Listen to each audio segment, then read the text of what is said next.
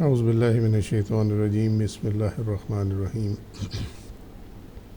سبحان اللہ والحمد للہ ولا الہ الا اللہ واللہ اکبر ولا حول ولا قوة الا باللہ العلی العظیم اللہم صلی علی سیدنا محمد وعلی آل سیدنا محمد وبارک وسلم وصلی علی جمیع الانبیاء والمرسلین۔ السلام علیکم ورحمۃ اللہ وبرکاتہ۔ تفسیر و تعویل سورۃ النساء آیت نمبر 125۔ ومن احسن دینا ممن اسلم وجهه لله وهو محسن واتبع ملة ابراہیم حنیفا واتخذ اللہ ابراہیم خلیلا۔ مفردات میں پہلا لفظ ہے احسن، الحسن، الاحسان۔ احسان جو ہے وہ دو چیزیں ہیں، ایک تو ہے عدل۔ عدل یہ ہے کہ کسی کو آپ اس کا حق دے دیں، یہ عدل ہے اور عدل و انصاف میں آتا ہے۔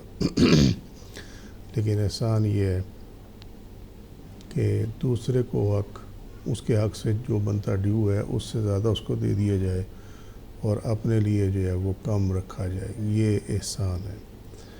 تو اس لیے کہا یہ جاتا ہے، اس کی جو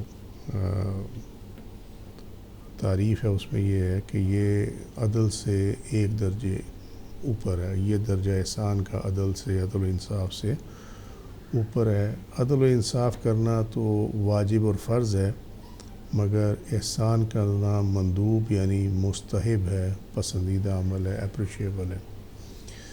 ممن، اس سے جو، اسلمہ، یہ اس کے جو روٹ ہے وہ ہے سین لام میم۔ اسلم والسلامت، ظاہری اور باطنی آفات سے پاک اور محفوظ رہنے کو کہتے ہیں۔ الاسلام، اس کے اصل معنی سلم یعنی صلح میں داخل ہونے کے ہیں، اور صلح کے معنی یہ ہے کہ فریقین باہم ایک دوسرے کی طرف سے تکلیف پہنچنے سے بے خوف ہو جائیں۔ اور یہ اسلمت الشیء الی فلان، اسی سے بے سلم ہے، یہ اس کا مصدر ہے، باب فعل میں ہے۔ یہ گرامر پڑھنے والوں کے لیے یہ ایکسپلینیشن ہے، جو گرامر نہیں پڑھتے ان کو یہ سمجھ نہیں آنے لگی۔ آگے لفظ ہے حنیفہ، الحنف، یہ خا نون فا، گمراہی سے استقامت کی طرف مائل ہونا، اس کا معنی یہ ہے۔ اور اس کا جو اپوزٹ ہے وہ جنفن ہے، جس کے معنی ہے استقامت سے گمراہی کی طرف جانا۔ حنیف، الحنف، گمراہی سے استقامت کی طرف آنا، اور جنفن، استقامت سے گمراہی کی طرف جانا۔ الحنیف بر وزن فاعل، جو باطل کو چھوڑ کر استقامت پہ آ جائے اس کو حنیف کہا جاتا۔ اور حنیف کی جمع جو ہے وہ حنفاء آتی ہے، یہ اس کی ایکسپلینیشن ہے۔ اب ہم آ جاتے ہیں ومن احسن دینا ممن اسلم وجہہ للہ، اور ایسے شخص سے کس کا دین اچھا ہوگا جس نے پھیر لیا اپنا چہرہ اللہ کی طرف، یعنی جس نے اپنی ذات کو اللہ تعالیٰ کے لیے خالص کر دیا اور مکمل طور پر اس کے سپرد کر دیا کہ اس کے سوا کسی کو رب اور معبود جانتا نہ ہو۔ اس کے وائڈر معنی ہیں ہم، لیکن بہرحال جتنی یہ بھی کی گئی ہے تفسیر اس کو دیکھ لیتے ہیں، باقی بعد میں دیکھتے ہیں۔ وہو محسن، پھر اس حال میں کہ وہ مخلص ہو، یعنی نیک کاموں کو اپنانے والا ہو۔ واتبع ملت ابراہیم حنیفہ، اور اس نے اتباع کی ملت ابراہیم کی جو سب سے یکسو ہو جانے والے تھے، یعنی گمراہی کا راستہ ان کے اپوزٹ تھا، وہ استقامت پہ تھے، حق پہ تھے۔ حنیفاً، باطل دین مذاہب سے منہ موڑ کر راہ حق پر گامزن ہونا۔ یہ ناف میں حنیفہ یہ ابراہیم سے حال ہے، واتباع سے حال ہے، یہ رہنے میں اس کی کوئی مسئلہ نہیں ہے۔ لفظ خلیل کی تحقیق، اللہ تعالیٰ کا فرمانا واتخذ اللہ ابراہیم خلیلا، اور اللہ تعالیٰ نے ابراہیم کو اپنا خالص دوست بنایا۔ اب یہ خلیل جو ہے کہتے دوست کو ہیں، اور دوست کی جو شرط یہ ہے کہ وہ ایک دوسرے کی ایک تو ان کو ایک دوسرے سے نقصان کا خوف نہیں ہوتا، ایک تو یہ بات ہوتی ہے، دوسری یہ ہے کہ وہ ایک دوسرے کے راز جانتے ہیں، ایک دوسرے سے a friend can confide in another friend، یہ معاملہ ہوتا۔ محبت زیادہ مخلصانہ ہے کیونکہ وہ دل کی گہرائی سے ہے، اور یہ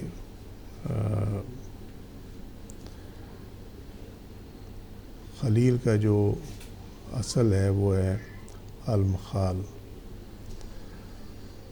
اس کو کہتے ہیں جو خلل اور بگاڑ کو درست کرے، یا خلال اصل ہے جس کا معنی گھر میں آنا جانا ہے، یا خلل کا معنی رکھنا اور شگاف ہے، جو تمہارے شگاف اور خلل کو اسی طرح دور کر دے جیسے وہ اپنے شگاف کو کرتا ہے۔ خلت خالص دوستی کو کہتے ہیں، یہ یہاں سے ہے۔ یہ جو آیت کے اندر حصہ ہے وَاتَّخَذَ اللَّهُ إِبْرَاهِيمَ خَلِيلًا، وہ کہتے ہیں کہ یہ ایڈیشنل ہے، اس کا کوئی محل اعراب نہیں، یعنی یہ جملے کا آخری حصہ نہیں ہے، اور ملت و طریق ابراہیمی کی اتباع کی تاکید کر دی اس کے اندر کہ انہوں نے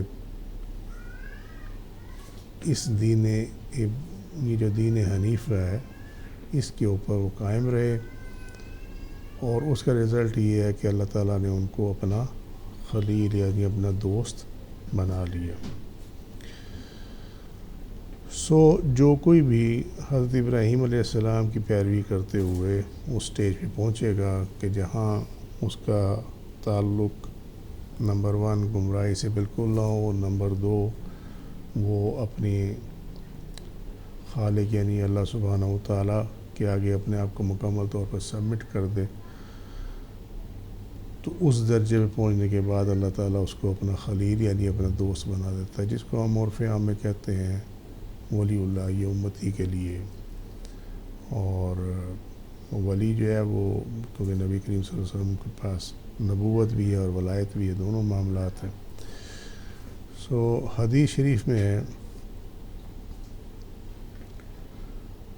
کہ رسول اللہ صلی اللہ علیہ وسلم نے دریافت کیا، جبریل بتاؤ کہ اللہ تعالیٰ نے ابراہیم کو خلیل کیوں بنایا؟ تو انہوں نے جواب دیا کیونکہ وہ مخلوق کو کھانا کھلاتے اور لوگوں کو خوب سلام کہتے، رات کو لوگ سو جاتے مگر وہ نماز میں مشغول رہتے۔ اس کو امام بہقی نے شعب الایمان میں درج کیا، حدیث کا نمبر 9616۔ ایک قول یہ بھی ہے کہ اللہ تعالیٰ نے ان کی طرف وحی کی کہ میں نے تجھے خلیل بنایا کیونکہ تو لینے کے بجائے دینا پسند کرتا ہے، اور ایک روایت میں یہ ہے تو لوگوں کو دیتا ہے، خود ان سے طلب نہیں کرتا۔ یہ امام النصفی حنفی نے مدارک التنزیل میں یہ تفسیر درج کی ہے۔ یہ ہو گئی اس کی تفسیر علمیہ۔ لہذا اپرینٹلی یہ ہے کہ جس راہ پہ چل کر انسان کو اللہ سبحانہ وتعالیٰ اپنا دوست بنا لے، اس سے بہتر اور اچھی راہ اور کوئی نہیں ہے۔ یہی اس آیت کا کرکس ہے، اور اسی لیے جو ہے وہ ابھی معاملہ آگے ہم دیکھیں گے کہ اسی لیے نبی کریم صلی اللہ علیہ وسلم کو فالو کرنا ہی اب جو فائنل ہے وہ یہ ہے کہ جس نے آپ کو فالو نہیں کیا وہ اس درجے پہ کبھی پہنچ نہیں سکتا۔ تاویلات الصوفیہ میں یہ ہے وَمَنْ أَحْسَنُ الدِّينَ مِمَّنْ أَسْلَمَ وَجْهَهُ لِلَّهِ، پھر اللہ تعالیٰ نے اہل یقین میں سے کس کا سب سے اچھا دین ہے اس کی خبر دی۔ یہ تاویلات صوفیہ میں ہے کہ یہ جو آیت کا حصہ ہے، اس آیت کے ذریعے اللہ تعالیٰ نے یہ خبر دی کہ سب سے اچھا دین کس کا ہے اہل یقین میں سے، اور اس میں اشارہ جو ہے وہ یہ ہے کہ اس کا اچھا ہے جس نے اپنی ذات اور اپنی حقیقت کو مکمل طور پر اللہ کے سپرد کر دیا۔ یہ ہے اصل۔ اور اس کی دلیل جو ہے وہ اس قول تعالیٰ میں ہے، کل شیء ہالک الا وجہہ، القصص 28واں سورہ 88ویں آیت۔ ہر شے نے فنا ہونا ہے سوا اللہ کی ذات کے۔ اب یہیں رک جانا جو ہے اس سے بات انشاءاللہ سمجھ میں آ جائے گی۔ کل شیء ہالک، ہر چیز نے فنا ہونا ہے۔ اب یہ فنا اپنی طبعی عمر کے مکمل ہونے پہ فنا ہو جائے یا طبعی عمر کے مکمل ہونے سے پہلے فنا ہو جائے، دونوں میں فرق ہے۔ دوسری فنا جو ہے وہ تو لازمی ہے، پہلی والی جو ہے کہ اس نے اپنے مقررہ وقت پر فنا ہو جانا، جس طرح اللہ نے اس کے لیے مقدر کیا ہوا ہے اس نے اس پہ فنا ہو جانا۔ وہ ٹائم جو ہے وہ بدلنے والا نہیں ہے، وہ آگے پیچھے اگر اللہ تعالیٰ کر بھی دے تو ایون دین اس نے فنا کے اس وقت نے آنا ہی آنا اور فنا ہو جانا۔ یہ تو ہوگی جس کو ہم کہتے ہیں، اگر آپ انسانوں میں اور جنات کے معاملے میں دیکھیں تو موت، اور فرشتوں کو بھی اپنے وقت پہ موت آ جائے گی اور موت کو بھی اپنے وقت پہ موت آ جائے گی۔ یہ حدیث میں ہے کہ موت کو ایک بل کی شکل میں لے کر آیا جائے گا اور پھر اس کو ذبح کر دیا جائے گا، یعنی اس کے بعد جو ہے وہ موت ختم ہو جائے گی۔ اسی لیے جنت میں دائمی زندگی ہوگی، کیونکہ موت جو ہے اس کو بھی موت آ چکی ہوگی۔ سو فنا تو ہر چیز کو ہے، وہ تو ہونی ہے، مگر معاملہ یہ ہے کہ اس سے پہلے کہ اللہ تمہیں فنا کرے، کون ہے ایسا جو کہ اللہ کی راہ میں اپنے آپ کو فنا کر دے؟ یہ اصل معاملہ ہے۔ کیونکہ یہ جو مثال حضرت نجم الدین کبریٰ رازی نے دی ہے یہ بہت اعلیٰ ہے، اس میں کوئی شک نہیں ہے، لیکن بات ہے سمجھنے کی، یہ ان لوگوں کے لیے نہیں ہے جو جنہوں نے جن کا ایک مائنڈ سیٹ بنا ہوا ہے اور وہ اس مائنڈ سیٹ میں نہ ان کو اللہ توفیق دیتا ہے کہ وہ کسی چیز کو سمجھ سکے، اور نہ وہ سمجھنے کی ضرورت محسوس کرتے ہیں۔ وہ سمجھتے ہیں ہم نے جو کر لیا بس یہی کافی اور ہم جنتی ہو گئے۔ بات ان کے ہاں جھگڑا سارا ہے جنت ملنے کا، لیکن صوفیہ کے نزدیک جنت ملنے کا جھگڑا نہیں ہے، اللہ سبحانہ و تعالیٰ کے ملنے کا جھگڑا ہے۔ جھگڑے سے مراد یہاں یہ ہے کہ مقصود جو ہے وہ اللہ تعالیٰ کے ملنے کا ہے، ان کے ہاں مقصود جو ہے وہ جنت کے ملنے کا ہے۔ بھائی یہ مسئلہ ہے۔ اور اللہ تعالیٰ سے ملا کب جا سکتا ہے؟ اللہ تعالیٰ سے ملا جا سکتا ہے جب انسان فوت ہوتا، اس کی روح کو اللہ کے حضور پیش کیا جاتا ہے، یہ حدیث میں موجود ہے۔ اب معاملہ یہ ہے کہ اس کا مطلب یہ ہوا کہ اللہ سے ملنے کے لیے، اللہ کی ذات کو پانے کے لیے، اس کے حضور پیش ہونے کے لیے، کہ جب اللہ سامنے ہو اور بندہ اس کے سامنے ہو، تو کہہ سکتے ہیں بندہ نماز میں بھی ایسا ہوتا ہے، لیکن نہیں، نماز میں خیالات بھی کہیں اور ہوتے ہیں، اللہ تو موجود ہوتا ہے لیکن انسان کا ذہن اللہ کی طرف مائل نہیں ہوتا، انسان کا قلب اللہ کی طرف مائل نہیں ہوتا، نہ آپ اس کو دیکھ سکتے ہیں۔ سو شرط ہو گئی کہ مرنا پڑے گا۔ اب وہ مرنا جو ہے وہ فنا ہونا، وہ تو جب اللہ کرے گا تو پھر تو اپنے وقت پہ ہوگا، جیسے ہم ڈسکس کر چکے ہیں۔ لیکن معاملہ یہ ہے کہ جو اس دنیا میں رہ کر اللہ سے ملنا چاہے تو پھر اس کے لیے بھی شرط یہ ہے کہ اسے مرنا پڑے گا، فزیکلی نہیں، لیکن اپنے آپ کو ایسا کرنا پڑے گا کہ جس میں سوائے اللہ کے حکم کے علاوہ اور کسی چیز کا عمل دخل نہ ہو اس کی عملی زندگی میں، اور اللہ تعالیٰ کے سوا کسی اور کی طلب نہ ہو اس کی زندگی میں۔ ہر وہ چیز بشمول دنیا، روپیہ پیسہ، جاہ و جلال، عہدہ، یہ تمام چیزیں دنیا کی نعمتیں، ان کی طلب نہ ہو، اللہ عطا کر دے ایک علیحدہ بات ہے، لیکن طلب سے نہ لیا جائے، مانگ کر نہ لیا جائے، یا دل میں اس کی خواہش نہ رکھی جائے۔ یہ تو اس کی سیلینٹ فیچرز ہیں اس مرنے کے، اور بھی لسٹ ہے، اس میں لمبی لسٹ ہے، مگر اگر جمال اس کو متاثر کرے تو اللہ کا متاثر کرے، انسان کا جمال اس کو متاثر نہ کرے، یہ بھی اس کے سیلینٹ فیچر میں سے ہے۔ سو اس طریقے سے وہ فنا کی منزل پہ پہنچتا ہے اور جیتے جی فنا ہو جاتا ہے۔ تو جب جیتے جی فنا ہوگا تب اللہ سے ملاقات ہوگی، اور دوست وہی ہے جو دوست سے ملے، وہ دوست ہی کیا جو دوست سے نہ ملتا ہو، پھر اس میں اور غیر میں فرق کیا رہا؟ سو اگر ملنا ہے تو مرنا ہے، اور جب مرنا ہے تو جینا بھی ساتھ ہے، کیونکہ ابھی طبعی عمر پوری نہیں ہوئی، تو اس کے لیے پھر یہ ہے کہ اپنے نفس کو، اپنی خواہشات کو، اپنی ہر چیز کو جو کہ آپ کو اللہ سے ملاقات میں رکاوٹ بنے، اس کو آپ نے ترک کر دینا ہے۔ سو اس لیے یہ ہے اپنی ذات اور حقیقت کو سپرد الہی کر دینا۔ سو چونکہ فنا آنی ہے، تو اس لیے رہ تو جائے گا صرف اللہ اور اس کی ذات، بس اللہ وجہ ہو۔ اب ذات اور حقیقت وہ کہتے ہیں کہ سپرد وہ کرے گا جس نے نبی کریم صلی اللہ علیہ وسلم کو محسن تسلیم کیا۔ ہمارے ہاں محسن اس کو کہتے ہیں جو کسی پہ احسان کرم کہتے ہیں یہ ان کا میرے یہ محسن ہے، انہوں نے مجھ پہ یہ احسان کیا، میرا یہ معاملہ حل کیا، یہ کیا، وہ کیا نہیں۔ لیکن محسن کے دو معنی ہیں۔ اب یہاں آ کے تھوڑا سا یہ پوائنٹ ٹو بی کنسیڈرڈ، یہ بہت ضروری ہے۔ دو معنی ہیں محسن کے۔ نمبر ایک یہ کہ نبی کریم صلی اللہ علیہ وسلم اور انبیاء علیہ السلام کے لیے مخصوص ہے، یعنی یہ جو لفظ ہے محسن کا، جنہیں بقا کے ساتھ رویت اور مشاہدہ عطا ہوا، بقا کے ساتھ۔ کیونکہ اگر یاد ہو، ہم نے پچھلے کچھ دروس میں بھی اس کا ذکر کیا تھا کہ جب یہ اسٹیج آ جاتی ہے تو پھر انسان کی جو باقی زندگی ہے وہ اللہ کے ساتھ ہی گزرتی ہے۔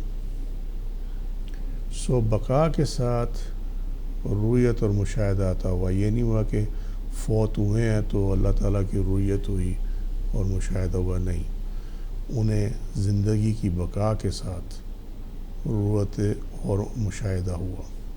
اور نبی کریم صلی اللہ علیہ وسلم نے احسان کی تعریف یوں کی ہے کہ تم اللہ کی بات ایسے کرو جیسے کہ تم اسے دیکھ رہے ہو، یہ صحیح بخاری کی روایت ہے۔ لہٰذا اللہ تعالیٰ نے اس محسن کو رویت اور مشاہدہ حق کے ساتھ مخصوص فرمایا ہے۔ سو محسن اس کو کہتے ہیں جس کو اللہ کی رویت اور مشاہدہ حق جو ہے وہ نصیب ہو، اس کو محسن کہا جاتا۔ نمبر ایک۔ سو ہمارے ہاں تو یہی لوگ ماننے کے لیے تیار نہیں ہو، کہتے نہیں جی نبی کریم صلی اللہ علیہ وسلم معاذ اللہ استغفر اللہ وہ دیدار نہیں ہوا۔ یہ کن ذہنوں کی اور کم علم لوگوں کی باتیں جو شہرت و دوام تو چاہتے ہیں، لیکن جس علم کی انہیں توفیق نہیں ہوئی اس کی تقدم میں اس کی تمنا بھی نہیں کر سکتے وہ، اور اس کے پیچھے جو ہے کہیں نہ کہیں کوئی نہ کوئی ایسا گناہ ضرور موجود ہوتا ہے جس کی وجہ سے اللہ تعالیٰ نے اس علم تک پہنچنے کی ان کو توفیق نہیں دی، یا وہ علم انہیں عطا کرنے کا فیصلہ نہیں فرمایا یا رضا نہیں فرمائی۔ نمبر دو جو اس کا معنی ہے وہ ہے نبی کریم صلی اللہ علیہ وسلم باقی تمام انبیاء سے افضل ہیں، اور آپ صلی اللہ علیہ وسلم کو عطا شدہ دین دوسرے ادیان سے افضل ہے، یعنی جو آپ کو شریعت دی گئی وہ دوسری شریعتوں سے، اور جو آپ کو کتاب دی گئی وہ دوسری کتابوں سے جو دوسرے انبیاء کو دی گئی اس سے افضل ہے۔ اس لیے اللہ تعالیٰ نے آپ صلی اللہ علیہ وسلم کا اسم محسن رکھا۔ سو لہٰذا ان نٹشل یہ ہے کہ دین محمدی سے بہتر کوئی دوسرا دین نہیں ہے، یہ آیت کا کریکس ہے، اور آپ صلی اللہ علیہ وسلم کی ذات اور حقیقت مکمل ہے، حتیٰ کہ آپ صلی اللہ علیہ وسلم کے راز حقیقت نے، اور آپ صلی اللہ علیہ وسلم کی روح نے، اور آپ صلی اللہ علیہ وسلم کے قلب نے، اور آپ صلی اللہ علیہ وسلم کے نفس نے، اور آپ صلی اللہ علیہ وسلم کے ساتھ پیدا ہونے والے شیطان نے اپنے آپ کو سپرد الہی کر دیا، جیسا کہ نبی کریم صلی اللہ علیہ وسلم فرمایا اسلم شیطانیہ علی یدیہ، میرے ساتھ جو شیطان ہے وہ میرے ہاتھ پر مسلمان ہو گیا۔ صحیح مسلم کتاب صفت القیامہ والجنہ، حدیث کا نمبر 16، باب کا نمبر 16، اور حدیث کا نمبر جو ہے وہ 7110، اور نئی ترکیب میں اس کا نمبر 2815، اور دوسری حدیث جو ہے وہ 7108 اور نئی ترکیب میں اس حدیث کا نمبر 2814۔ اور جو بھی مان لایا اس کے لیے روز قیامت نبی کریم صلی اللہ علیہ وسلم اللہ تعالیٰ کے حضور شفاعت فرمائیں گے۔ کیا فرمائیں گے؟ امتی امتی، میری امت میری امت۔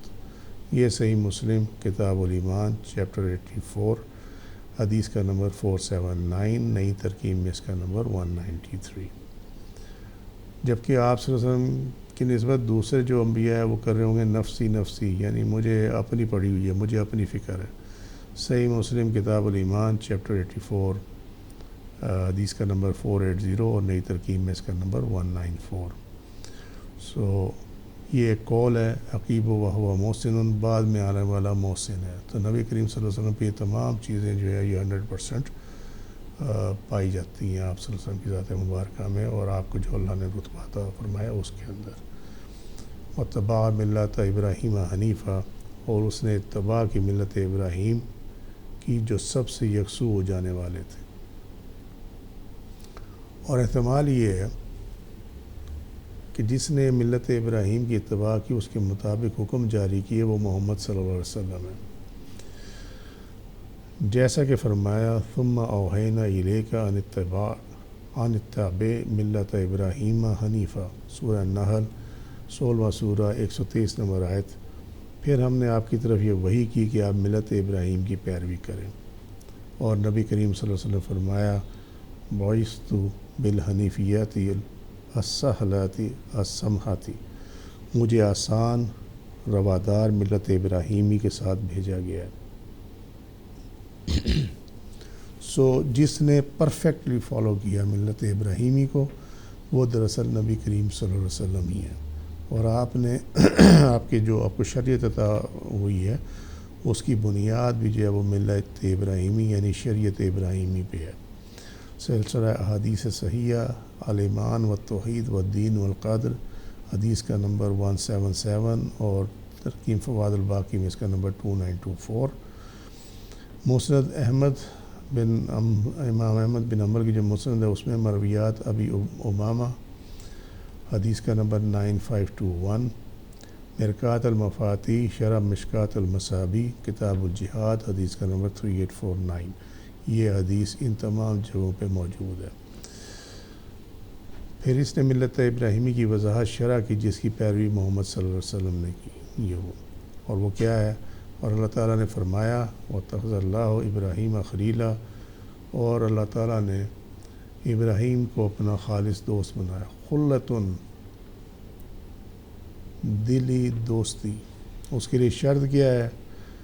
کہ بندہ اپنے تمام احوال کے حوالے سے اللہ تعالیٰ کے سامنے سر تسلیم خم کرے، اعتراض نہ کرے، احتجاج نہ کرے کسی فیصلے پر اللہ سبحانہ وتعالیٰ کے، اور اللہ تعالیٰ کے مقابلے میں کسی چیز کو فوقیت نہ دے، نہ مال کو، نہ جسم کو، نہ روح کو، نہ کھال کو، نہ اہل و عیال کو۔ اور یہی حال حضرت ابراہیم علیہ السلام کا تھا۔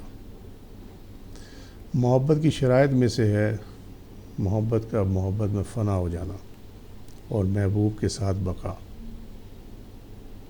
یہ بہت امپورٹنٹ چیز ہے، محبت میں فنا ہو جانا اور محبوب کے ساتھ بقا۔ اپنی محبت کو بھی دوسرے کی محبت میں ضم کر دینا، اور پھر جتنی بھی رہے وہ صرف اس میں رہے کہ میرا محبوب میرے سے ناراض نہ ہو، لہذا جو محبوب کا حکم وہ سر آنکھوں پہ، یہاں تک کہ محبت کرنے والے میں حبیب کے سوا کسی اور کی محبت باقی نہ رہے۔ اور یہی حال رہا نبی کریم صلی اللہ علیہ وسلم کا۔ مجنوں سے پوچھا گیا تمہارا نام کیا ہے؟ کہنے لگا لیلا، اور محمد صلی اللہ علیہ وسلم کے لیے ارشاد ہوا حبیب، خلیل، فقیر دوستی میں، اور یہی دلیل اور بنیاد ہے فقر کی کہ وہ کامل طور پر اپنے تمام احوال میں اللہ تعالیٰ کا محتاج ہو۔ یہاں اس نے اپنا نام بھی لیلا کے نام میں ضم کر دیا، ابن عامر نے۔ مثال دی گئی ہے یہ تاویلات النجمیہ میں مجنوں کی، کہ میں نے اپنے پاس سے نہیں لکھا۔ اور محمد صلی اللہ علیہ وسلم کے لیے ارشاد کیا فرمایا گیا کہ یہ حبیب ہیں، یہ خلیل ہیں، یہ فقیر ہیں، یعنی محتاج دوستی میں۔ اور یہی دلیل اور بنیاد ہے فقر کی، جس کو ہم فقر کہتے ہیں نا کہ یہ فقیر ہے۔ فقیر مانگنے والا نہیں ہوتا، یہاں جو نبی کریم صلی اللہ علیہ وسلم کے لیے ہے وہ مانگنے والا نہیں ہے، بلکہ اس کی تعریف یہ ہے کہ وہ کامل طور پر اپنے تمام احوال میں اللہ تعالیٰ کا محتاج ہو اور اس کا اپنا کچھ نہ ہو، یہ فقر ہے، فقر کی تعریف۔ اور ایسا جو شخص ہے اس کو فقیر کامل کہا جاتا ہے۔ نبی کریم صلی اللہ علیہ وسلم سے بڑھ کر فقیر کامل کوئی نہیں ہو سکتا، نہ ہے، نہ تھا، نہ ہوگا۔ کیا وہ اللہ تعالیٰ کی طرف سے ایسے ہیں جیسا کہ نبی کریم صلی اللہ علیہ وسلم فرمایا انا من اللہ، میں اللہ کی طرف سے ہوں، اور اللہ تعالیٰ نے فرمایا من یطیع الرسول فقد اطاع اللہ، سورہ نساء آیت نمبر 80، سورہ کا نمبر 4۔ جس نے رسول کی اطاعت کی تو اس نے اللہ کی اطاعت کی، لہٰذا اچھی طرح سمجھ لو، یہ بتا دیا گیا یہاں کہ سوال یہ ہے کہ کیا وہ اللہ تعالیٰ کی طرف سے ایسے ہیں جیسے ہم نے اوپر فقر کی تعریف میں دیکھی؟ تو اس کا جواب یہ ہے کہ نبی کریم صلی اللہ علیہ وسلم فرمایا انا من اللہ، میں اللہ کی طرف سے ہوں، تو اللہ کی طرف سے جب ہے تو پھر اللہ اپنی مرضی کے مطابق بھیجتا، جس کو اس نے حبیب کا درجہ دینا ہے اس کو ویسے ہی اس نے بنانا ہے۔ اور اللہ تعالیٰ نے فرمایا من یطیع الرسول فقد اطاع اللہ، جس نے، اب یہ حبیب کا معاملہ آ گیا نا، دوست کا معاملہ آ گیا، جہاں محبت میں فنا ہوگی اور محبوب کے ساتھ بقا ہے، تو وہاں فرما دیا کہ جس نے میرے رسول کی اطاعت کی، اس کا مطلب اس نے میری اطاعت کی، یعنی یہاں پہ اطاعت کے معاملے میں فرق نہیں رکھا، تاکہ کوئی یہ نہ کہے جیسا کہ آج کے دور میں یہ روایت چل پڑی ہے کہ جی ہم حدیث کو نہیں مانتے، ہم تو اس کو مانتے ہیں جو قرآن میں لکھا ہوا ہے، ٹھیک ہے۔ یہ جو حصہ ہے وہ یہی ہے۔ اطاعت رسول کی کیسے ہوگی؟ ان کے فرمان پہ چلنے سے ہوتی، ان کی سنت کو فالو کرنے سے ہوگی۔ تو جب یہ چیزیں کوئی ترک کر دے اور وہ کہے جی میں تو اللہ تعالیٰ کو مانوں، وہ جو قرآن میں لکھا بس میں تو اس کو مانوں گا، تو اس کا مطلب یہ ہے کہ اس نے اللہ اور اس کے رسول میں دین کے معاملے میں فرق کیا۔ یہ بہت خطرناک پوائنٹ ہے، یہ نہیں ہو سکتا۔ اور یہ آیت جو ہے یہ اسی سے متعلق ہے، اور اس کے جو معاملہ نکلتا ہے وہ یہ ہے کہ پھر جس نے رسول کی اتباع نہ کی اور ان کا انکار کیا تو اس نے پھر اللہ کا انکار کیا، یہ اس کا رزلٹ ہے۔ مقام خلیل اور مقام حبیب میں فرق کیا ہے؟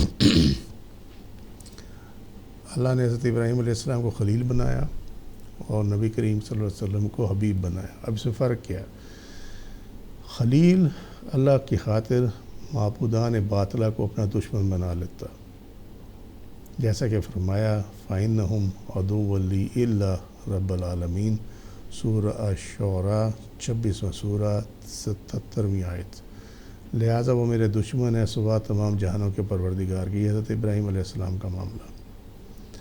جبکہ حبیب اللہ کی خاطر اپنے نفس سے دشمنی کرتا ہے، وہ معبودان باطلہ کے جھوٹے جو خدا بنے ہوئے ہیں وہ ان سے دشمنی رکھتا ہے، وہ خلیل ہے۔ لیکن جو حبیب ہے وہ اللہ کی خاطر اپنے نفس سے دشمنی رکھتا ہے، اور قول ہے کہ کاش محمد کے رب نے آپ کو تخلیق نہ کیا ہوتا، کما قال محمد صلی اللہ علیہ وسلم فی مثل ھذا الحالۃ لیت امی لم تلدنی وکذا لیت رب محمد لم یخلق محمد، کاش میری ماں نے مجھے جنم نہ دیا ہوتا اور کاش محمد کے رب نے محمد کو تخلیق نہ کیا ہوتا۔ تفسیر القرآن حضرت ابن العربی فی سورۃ الاعراف 147 نمبر آیت۔ اب یہ سمجھنا بہت مشکل ہے، ہمیں عام بندے کی سمجھ سے باہر ہے یہ چیزیں، لیکن کوشش کرتے ہیں کہ کچھ تھوڑا بہت اس کا پتہ چل جائے۔ قول ہے کاش محمد صلی اللہ علیہ وسلم کے رب نے آپ صلی اللہ علیہ وسلم کو تخلیق نہ کیا ہوتا، کیونکہ تخلیق جب کیا تو پھر اپنے سے جدا کر دیا، نمبر 1۔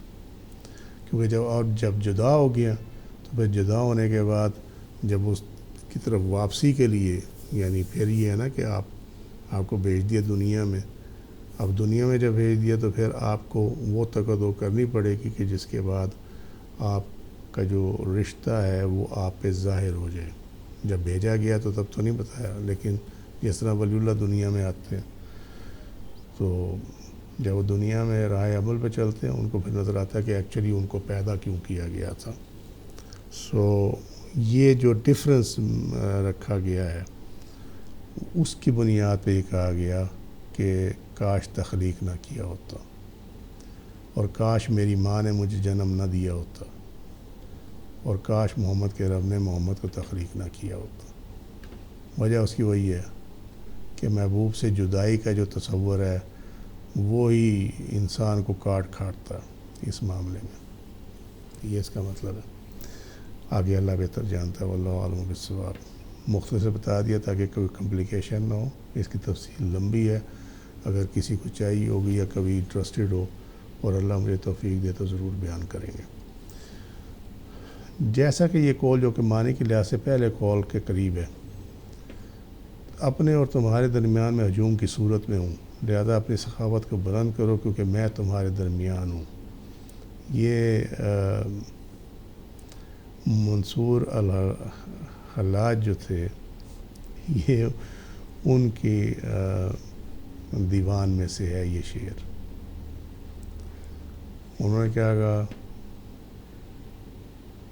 کہ یہ بات اسٹیبلش ہوتی ہے کہ اللہ یہ کہتا ہے کہ اپنے اور تمہارے درمیان میں ہجوم کی صورت میں ہوں، لہذا اپنی سخاوت کو بلند کرو کیونکہ میں تمہارے درمیان ہوں. میں اس کو یہیں چھوڑ دوں گا اس لیے کہ حضرت ابن العربی پہ بھی اور حضرت منصور حلاج پہ بھی جو ہے وہ بڑے فتوے لگے ہوئے ہیں. لوگوں کو سمجھ نہیں ہے، اور جن کو سمجھ نہیں ہے وہی فتوے لگاتے ہیں. اگر سمجھ ہو تو فتویٰ کبھی نہ لگائیں، کیونکہ یہ بہت بڑا راز ہے کہ اپنے اور تمہارے درمیان میں ہجوم کی صورت ہوں. یہ اللہ نے توفیق دی تو جو وحدت الوجود کا جو سبجیکٹ ہے اس کو ہم ریوائیو بھی کریں گے. اور ہجوم کی صورت میں موجود ہونا، کیونکہ اللہ تعالیٰ آپ بڑی سمپل سی بات ہے، میں یہ تھوڑا سا فوڈ فار تھاٹ دیتا چلوں. چاہے کوئی مسلمان ہے، چاہے کوئی عیسائی ہے، یہودی ہے، ہندو ہے، آتش پرست ہے، ستارہ پرست کرتا ہے ستاروں کی، ہو ایور، کوئی لادین ہے، کوئی دہریہ ہے. مجھے ایک بات بتا، سمپل، بڑی سمپل سی بات، یہ تو سب ایگری کریں گے نا کہ ہاں جی بنانے والا تو ان کا اللہ ہی ہے. ٹھیک ہوگی بات. لیکن مسئلہ یہ ہے کہ وہ اس کے اندر بھی تو روح ہے. یا تو آپ اس سے انکار کریں کہ اس کے اندر روح نہیں ہے، غیر مسلم ہے، کافر ہے، کوئی اس کے اندر روح ہے تو وہ انسان ہے. یقین، فیتھ، ایمان کا معاملہ اس کی تخلیق سے آپ علیحدہ کر دیں. وہ دنیا میں آئی تب ہے جب اس کے اندر روح ڈالی گئی ہے. تو روح کیا ہے؟ امر ربی ہے. اگر آپ اس چیز کو بتنگڑ بنانے کے لیے کہیں کہ دیکھو جی پھر تو عیسائی بھی جو ہے، پھر تو جی کافر بھی جو ہے وہ بھی یہ وحدت الوجود کے مطابق ہے، تو بابا جب روح آپ نکال دیں گے تو وہ نہ عیسائی رہا نہ کافر رہا ہو، تو ہی از اے ڈیڈ مڈ. وہ تو ایک مری ہوئی مٹی ہے. اس مٹی نے مٹی میں چلے جانا، بات ختم ہو گئی. چاہے آپ اسے جلا کے گنگا میں بہا دیں، چاہے آپ اسے جلا کے جو ہے وہ جنگل میں بکھیر دیں، یا آپ اس کو زمین میں دفن کر دیں. الٹیمیٹلی اس مٹی نے زمین کے اندر ہی جانا ہے، چاہے وہ سمندر کی تہہ میں جائے، چاہے وہ جنگل کی جو زمین ہے اس میں جائے، جانا اس نے مٹی نے اس زمین کے اندر ہی ہے. وہ تو ڈیڈ ووڈ ہے. بات سمپل سی ہے. تو اصل معاملہ کیا ہے؟ روح. تو اس کے اندر بھی تو امر ربی ہی ہے. تو جب اس کے اندر بھی امر ربی ہے تو آپ اس کو وحدت الوجود کے کانسیپٹ سے کیسے سائڈ پہ کر سکتے ہیں؟ بات سمجھنے والی، اس پہ غور کرنا۔ اسی طرح وہ کہتے ہیں جی وہ جو خنزیر ہے وہ دیکھو جی اس کے ناپاک نجس یہ وہ فلانا، ہاں اس کی خاصیت بتا دی گئی ہے، مگر مسئلہ یہ ہے اس کو تخلیق کس نے کیا؟ اللہ سبحانہ وتعالیٰ نے۔ وہ چلتا پھرتا کس کے حکم سے؟ اللہ تعالیٰ کے حکم سے۔ وہاں پہ بھی امر ربی اپنی نوعیت کے حساب سے موجود ہے حکم ربی پیچھے، تو آپ اس کو کیسے جدا کرو گے اللہ کی تخلیق سے؟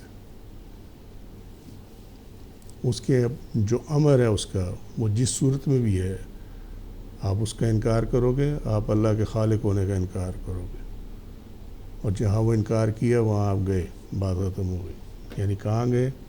دین سے خارج ہوئے۔ تو کہا کہ لہٰذا اپنی سخاوت کو بلند کرو۔ سخاوت کئی معنوں میں ہے، ہم اس کو صرف روپے پیسے کے حساب سے جانتے ہیں، لوگوں کو اشیاء دینے کے حساب سے جانتے ہیں، مگر سخاوت جو ہے وہ کئی لحاظ سے ہے، صرف مال و دولت میں نہیں ہے، اشیاء میں نہیں ہے، بلکہ یہ علم میں بھی ہے۔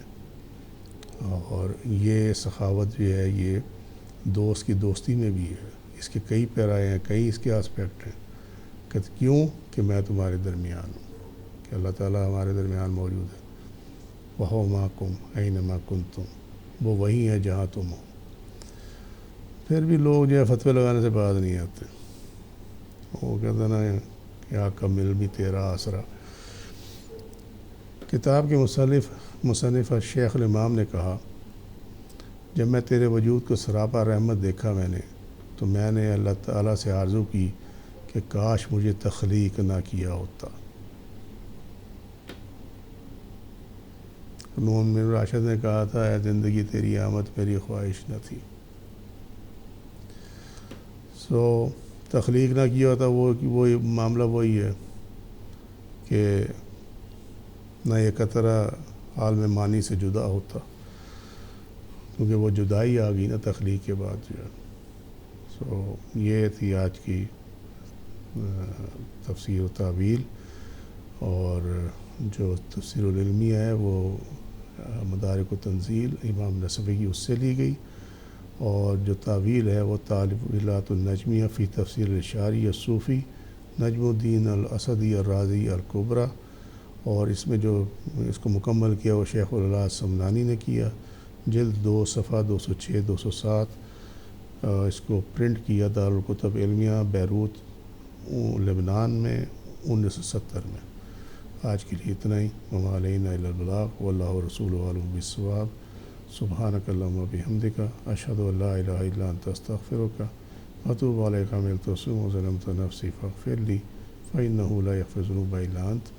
سبحان ربک رب العزۃ عما یصفون وسلام علی المرسلین والحمد للہ رب العالمین۔ السلام علیکم ورحمۃ اللہ وبرکاتہ۔